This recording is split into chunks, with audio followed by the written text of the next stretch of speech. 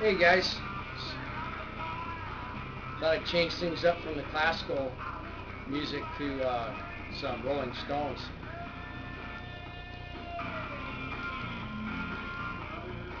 I really like those guys, old Mick Jagger.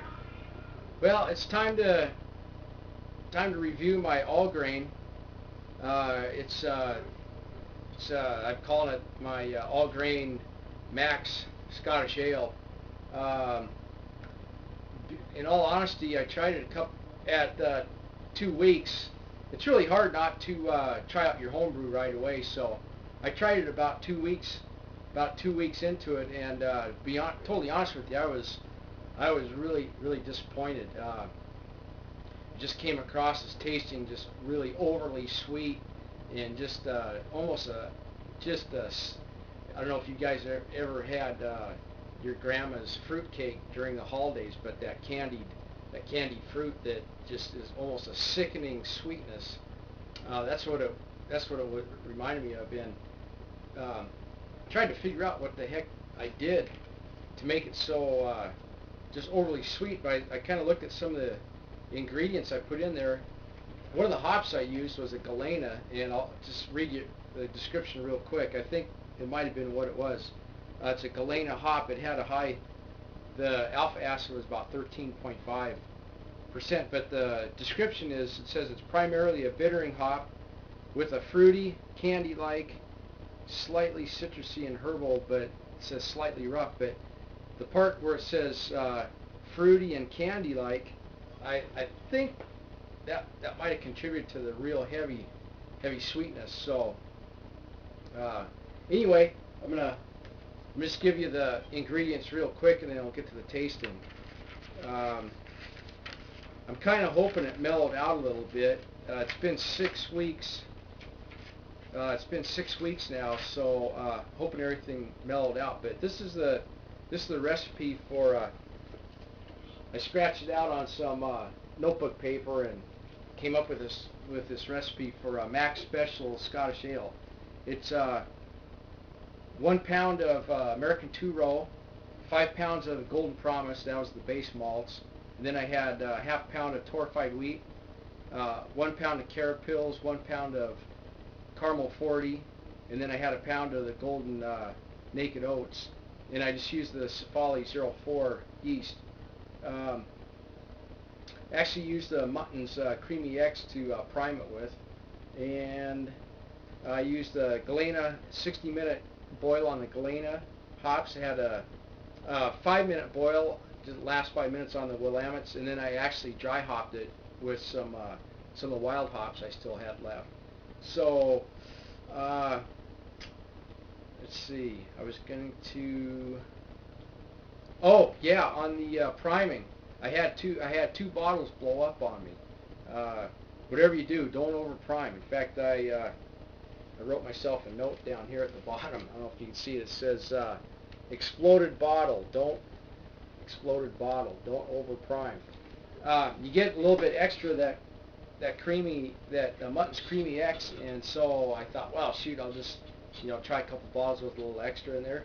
Well, about 2 days after I bottled it, I was sitting on my computer, and I had my bottles in my bedroom over by my safe, and man, it sounded like a grenade went off. Scared the heck out of me. And yeah, sure enough, I had a bottle blow up on me, and the other bottle that I had put more priming sugar in, I brought it out here to the sink and slowly opened it. And so anyway, don't over prime your bottles, guys. It's not good. It's dangerous. Okay, enough of the chit chat. I bottled some of these in a 32 ounces. I bought these plastic ones, and I really like them for home brew because you can kind of give them a squeeze. And if they're really firmed up, then you know that they're probably good and carbonated and ready to go. So, well, let's give this thing a shot. See if we get any sound out of it. Okay, that sounded pretty good. Hopefully that sweetness mellowed out, because man, I'm telling you, it's just a little bit too. Let me get maybe a aggressive pour here. See if we can get some head out of this. Okay, this is an all grain It's a Scottish ale. I like the color. It's got a golden color. The Golden Promise grain is that's what it's characteristic of it. It's showing some good carbonation in there. Bubbles are coming up off the bottom. Okay, it's got a piney. It's got kind of a piney aroma. Now the wild hops. Have a piney aroma in them. It doesn't have an overly sweet smell anymore like it used to have. Let's see. It's still kind of got that kind of sweet.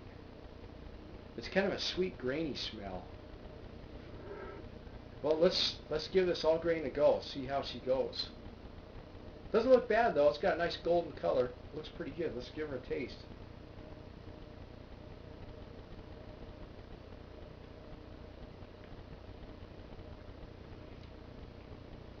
Okay, yeah, that real heavy candied sweetness is kind of mellowed out. It's more of an even malty. The malty flavors are coming out now. Yeah, it's a lot better. That candy, man, that wasn't good, but it's mellowed out. It's a lot better.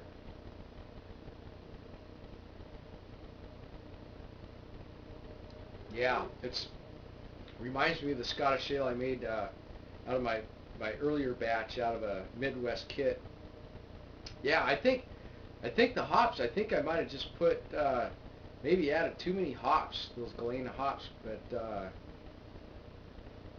it's got a really fresh, kind of a sweet, grainy smell, and it's got kind of a piney smell from the wild hops. Which the wild hops, I think, I don't know the variety, but according to the characteristics, could be maybe a Chinook, because they like a Chinook variety, because they describe that as a piney, one of the piney ones. But you know, for a rating on this, I'd have to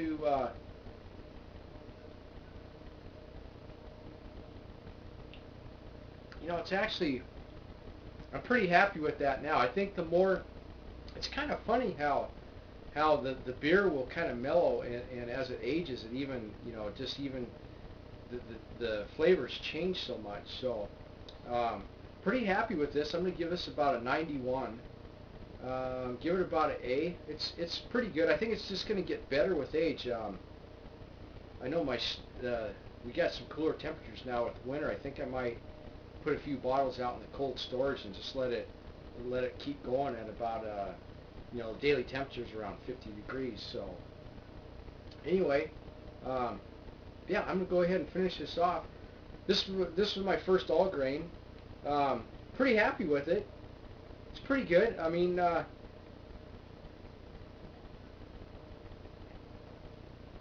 it's definitely a nice beer. Very nice. Okay, let's see what we got going.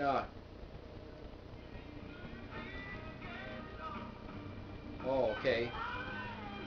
Just got some oldies on here.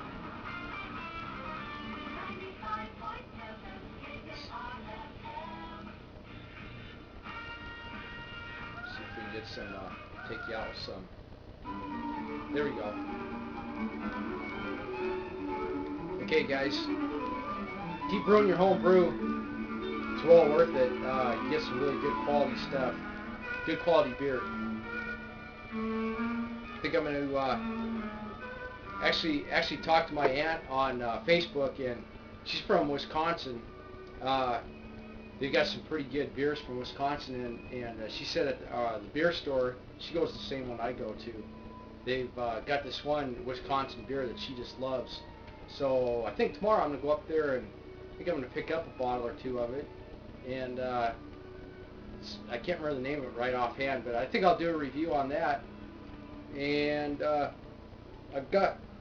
bottled up my porter, and that's been aging now for about 3 weeks, so I've got to do a review on the porter.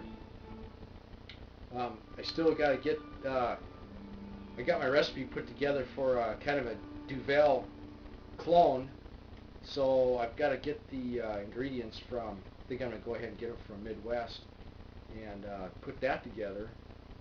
So anyway, yeah, got a lot of projects going on with the beer. Just keep on brewing, guys. There's the sky's the limit, you know. Um, Whatever your imagination wants to take you, go ahead and go for it. Try the different beers out. Try the different styles.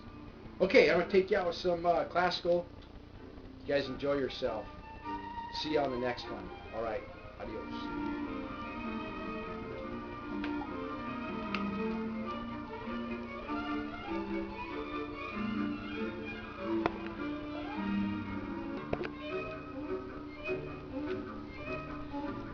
Hey, just for the heck of it, I reopened that bottle and splashed it a little bit, just to see if it would get a little head out of it.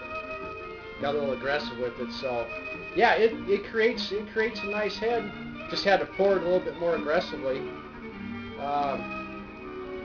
So yeah, it's a good looking beer, guys. Try it all grain. It's fun. It's worth it. A little extra time, but you'll get good results. Yeah. All right, there you go. Little all grain Scottish ale. All right, take it easy, guys. See you later.